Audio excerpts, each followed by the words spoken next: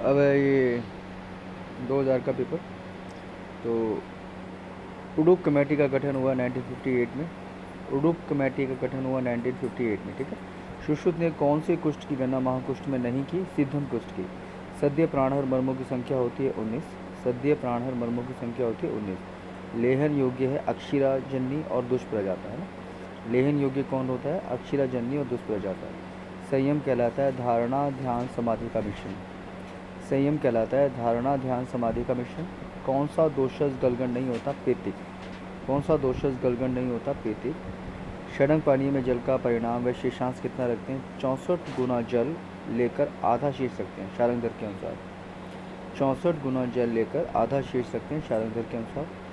लोह का शोधन क्रम है तेल तकरे गवा मूत्रे आर नार कुलत से। तेल तकरे गवा मूत्रे आर नार कुलत से। आमवाद का स्वतंत्र अध्याय प्रथम वर्णित है माधव निदान में। आमवाद का स्वतंत्र अध्याय प्रथम वर्णित है माधव निदान में। स्तब्ध पूर्ण कोष्ठा लक्षण मिलता है संचय अवस्था में। स्तब्ध पूर्ण कोष्ठता लक्षण मिलता है संचय अवस्था में। खरजूर पत्र सदृश्य भेदन किया जाता है परिस्त्रावी भगंतर में। खरजूर पत्र सदृश्य भेदन परिस्त्रावी भगंतर में करते हैं। प्रवरम जीवनिया नाम, तो खालिस्तान दे रखा है प्रोक्तम रसायनम, तो यहाँ आएगा शीरम। तो प्रवर जीवनिया नाम शीरम प्रोक्तम रसायनम। अश्मवत घनशोथ, ठीक है। अश्मवत घनशोथ और अश्मवत बद उन्नत, ये किसका लक्षण है? तो सन्निपातिक या निश्चय गुण का। यहाँ दे रखा अश्मवत घनशोथ और अश्मवत बद उन्नत, ये लक्षण सन्निपातिक या निश्चय गुलम का है। चरक व सुश्रुत के अनुसार योनि व्याप्तों की संख्या 20 होती है। चरक व सुश्रुत के अनुसार योनि व्याप्तों की संख्या 20 होती है। प्रशंसनीय योनि व्यापक का वर्णन किया है सुश्रुत ने। प्रशंसनीय योनि व्यापक का वर्णन किया है सुश्रुत ने। चरक संहिता के तृतीय चतुष्क नाम क्या है? निर्देश चतुष्क, ठीक है। तो इसके चतुष्क होते हैं भेषज, स्वास्थ्य, निर्देश, कल्पना, रोग, योजना, अन्नपान, है ना। फिर कौन से योनि व्यापक में कष्टपूर्वक स्राव होता है? उदावरता। कौन से योनि व्यापक में कष्टपूर्वक स्राव होता है? तो उदावरता। कौन सा रक्तज नेत्र रोग असाध्य होता है? कौन सा रक्तज नेत्र रोग असाध्य होता है? तो अजगाजात। फिर दीप्त रोग कहाँ की व्याधि है? तो नासागत व्याधि है। दीप्त रोग कहाँ की व्याधि है? नासागत व्याधि है। लंगन क्या है? लगन लगन लगन क्या है? वर्तमगत व्याधि। लगन है वर्तमगत व्याधि। फिर है शुक्तिका, तो शुक्ल मंडलगत व्याधि है। शुक्तिका क्या है? शुक्ल मंडलगत व्याधि है। फिर है काश्यप के मत के अनुसार दुष्प्रजात में या श्रुतिका रोगों की संख्या कितनी होती है? 64 होती है। काश्यप के अनुसार श्रुतिका रोगों की संख्या 64 होती है। चक्षु वैशेषिक पित्त का कर्म और वर्णन किस संहिता में मिलता है? तो सुश्रुत में मिलता है। और जो भेद है इसके वो भेद संहिता में मिलते हैं, ठीक है। चक्षु वैशेषिक पित्त का जो कर्म और वर्णन ये सुश्रुत संहिता में मिलता है और भेद जो भेद संहिता में मिलते हैं। विरेचन के आश्चर्य होते हैं 6। विरेचन के आश्चर्य होते हैं 6। गुल्म किस रोग मार्ग की व्याधि नहीं है? मध्यम रोग मार्गत, है ना। गुल्म मध्यम रोग मार्गत व्याधि नहीं है। अतिदेश है तंत्र युक्ति। अतिदेश क्या है? तंत्र युक्ति। अतिदेश है तंत्र युक्ति। पुष्प को देखकर गंध का ज्ञान होना कौन सा प्रत्यक्ष है? तो ज्ञान लक्षण प्रत्याशक्ति। पुष्प को देखकर गंध का ज्ञान होना कौन सा प्रत्यक्ष है? तो ज्ञान लक्षण प्रत्याशक्ति। भूतावास पर्याय है विभितक का। भूतावास पर्याय है विभितक का। शिशु भेषज्य पर्याय है अतिविषा का।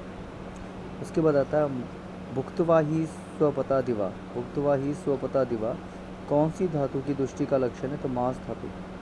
भुक्तवा ही स्वपता दिवा कौन सी धातु की दृष्टि का लक्षण है? मांस धातु की दृष्टि का। मोस्ट इंपोर्टेंट क्वेश्चन है। फिर आता है निश्रित हस्तपाद शिरो काय संगी। निश्रित हस्तपाद शिरो काय संगी कौन सा मूड गर्भ है? प्रतिकूल। निश्रित हस्तपाद शिरो काय संगी कौन सा मूड गर्भ है? प्रतिकूल है। फिर है द्रव्याद उपात्तितोय। द्रव्याद उपात्तितोय शीत का लक्षण है। द्रव्याद उपात्तितोय तत्पुनर्निशीस संस्थितात, ठीक है। तो द्रव्याद उपात्तितोय से याद रखना है शीत। द्रव्याद उपात्तितोय शीत। शब्दार्चिजल संतानवत, ये संवयन होता है रस धातु का। दिन में विकसित होता है और रात्रि में सोने पर सो जाता है। कहा गया है हृदय के लिए, ठीक है। फिर आता है हेतु लिंगे प्रशमने रोगानाम पुनर्भव, हेतु लिंगे प्रसमने रोगानाम पुनर्भव। ये किसका लक्षण है? राजा हो वृषक का, राजा हो वृषक का। किस मास में शिशु का भार दुगना हो जाता है? तो पंचम मास में। किस मास में शिशु का भार दुगना हो जाता है? पंचम मास में। छठे मास में शिशु के सिर की परिधि होती है 17 इंच।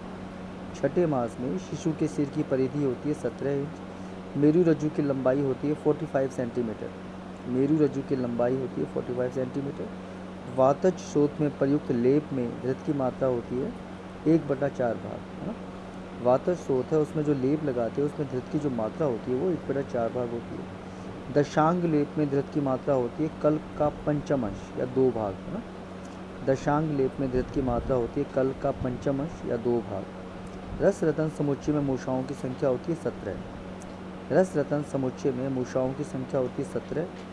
आर्गवदी अध्याय में वर्णित यवागुओं की संख्या होती है 28 यवागु है। रेनिन हार्मोन कहाँ से स्रावित होता है? वृक्कों से। विटामिन B12 का संग्रहण कहाँ होता है? लीवर में। विटामिन B12 का संग्रहण होता है लीवर में। जांगम विष के अधिष्ठान होते हैं 16। जांगम विष के अधिष्ठान होते हैं 16। सुश्रुत के अनुसार बंध संख्या कितनी होती है? 14। सुश्रुत के अनुसार बंध संख्या 14 होती है।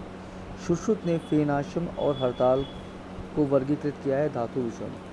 सुश्रुत ने फेनाश्म और हड़ताल को वर्गीकृत किया है धातु विषयों में। द्रवीकृत सर्पों की संख्या होती है 26। व्यवहार आयुर्वेद के अनुसार फौजदारी न्यायालयों की संख्या होती है 4। फौजदारी न्यायालयों की संख्या होती है 4। चरक के अनुसार नित्य प्रयुक्त अंजन कौन सा होता है? सौवीर अंजन होता है। नित्य प्रयुक्त अंजन सौवीर अंजन। चरक के अनुसार नशे के भेद होते हैं 5। चरक के अनुसार नशे के भेद होते हैं 5। माधव के अनुसार, माधव निदान के अनुसार मूत्राघातों की संख्या होती है 13, है ना। माधव निदान के अनुसार मूत्राघात की संख्या होती है 13। चरक के अनुसार प्रायोगिक धूम्रपान के काल होते हैं 8। चरक के अनुसार कोष्ठांगों की संख्या होती है 15। चरक के अनुसार कोष्ठांगों की संख्या 15। मदाते में मध्य का प्रयोग कौन सा उपसे है? उभय विपरीत अर्थकार्यन। उभय विपरीत अर्थकार्यन, ठीक है। मदाते में मध्य का प्रयोग उभय विपरीत अर्थकार्यन। सुश्रुत के अनुसार तालुगत रोगों की संख्या 9 होती है। सुश्रुत के अनुसार तालुगत रोगों की संख्या 9 होती है। 5 क्लेश कौन से हैं? अविद्या, अस्मिता, राग, द्वेष और अभिनिवेश। 5 क्लेश होते हैं अविद्या, अस्मिता, राग, द्वेष और अभिनिवेश। मधु धृत युक्त यवागु का प्रयोग, मधु धृत यवागु का प्रयोग कौन से विश्ववेग में करते हैं? तो यहाँ मेंशन नहीं किया हुआ है। यहाँ दे रखा है मधु युक्त यवागु, मधु धृत युक्त यवागु का प्रयोग कौन से विश्ववेग में करते हैं? तो यहाँ आएगा प्रथम विश्ववेग में सुश्रुत के अनुसार, है ना। प्रथम विश्ववेग में सुश्रुत के अनुसार। कस्तूरी का प्रतिनिधि द्रव्य कौन सा है? कंकोल। कस्तूरी का प्रतिनिधि द्रव्य है कंकोल। सौम्य या कफज कीटों की संख्या होती है 13। सौम्य या कफज कीटों की संख्या होती है 13। स्नेह उपरांत विरेचन कितनी रात्रि प्रसाद करवाते हैं? स्नेह उपरांत विरेचन कितनी रात्रि प्रसाद करवाते हैं? तो 3 रात्रि प्रसाद करवाते हैं। डेंगू फीवर का वाहक है एडीज मच्छर। डेंगू फीवर का वाहक क्या होता है? एडीज मच्छर। जन्म उपरांत किया जाने वाला प्रथम संस्कार कौन सा है? जातकर्म संस्कार। जन्म के उपरांत किया जाने वाला प्रथम संस्कार होता है जातकर्म संस्कार। सुश्रुत के अनुसार संघात की संख्या होती है 14। सुश्रुत के अनुसार संघात की संख्या होती है 14। फिर आता है सुश्रुत के अनुसार कुष्ठ कौन सी व्याधि है? तो आध्यात्मिक या आदि बल प्रवृत्त व्याधि है। सुश्रुत के अनुसार कुष्ठ आध्यात्मिक या आदि बल प्रवृत्त व्याधि है। अन्न नलिका या इसोफेगस महाप्राचीरा पेशी का किस कशेरुका के सामने वेदन करती है? तो T10 के सामने। जो इसोफेगस होती है वो डायाफ्राम को किस कशेरुका के सामने वेदन करती है? T10 के सामने। चंद्राकार छेदन के स्थान पर करते हैं? हस्त व पाद पर। चंद्राकार छेदन के स्थान पर करते हैं? हस्त व पाद पर करते हैं। लेख्य नेत्र रोग है पोत की। लेख्य नेत्र रोग है पोत की। लेख्य नेत्र रोग है पोत की। कॉप्लिक स्पोर्ट मिलते हैं मेजल्स में।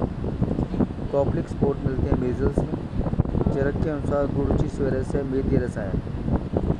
चरक के अनुसार गुरुचि स्वरस्य मेद्य रसायन। चरक के अनुसार गुरुचि स्वरस्य मेद्य रसायन। व्रण में रस क्रिया कितने दिन पर करनी चाहिए? 3-3 दिन पर। व्रण में रस क्रिया कितने दिन पर करनी चाहिए? 3-3 दिन पर। चरकों शोथ और मार्गशाय के द्रव्य हैं दशमूल के द्रव्य। लूथर महाकषाय के द्रव्य है, निष्क्रिय के द्रव्य।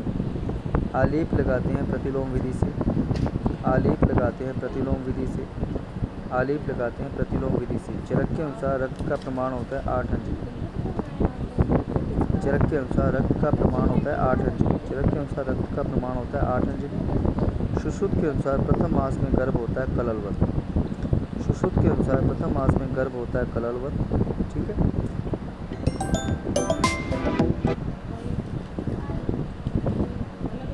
सुश्रुत के अनुसार प्रथम मास में गर्भ होता है कललवत। श्रम ग्लानि पिपासा स्फुरन च योनि किसका लक्षण है? सद्योगृहीत गर्भा का। श्रम ग्लानि पिपासा स्फुरनम च योनि, ये सद्योगृहीत गर्भा का लक्षण है। विश्वाम कुरुते बुद्धि नित्य अनित्य हिताहिते, विश्वाम कुरुते बुद्धि नित्य अनित्य हिताहिते लक्षण है अतत्व अभिनिवेश का। फिर आता है स्नायुक रोग का प्रथम वर्णन मिलता है वृंद माधव में। स्नायु रोग का प्रथम वर्णन मिलता है वृंद माधव में।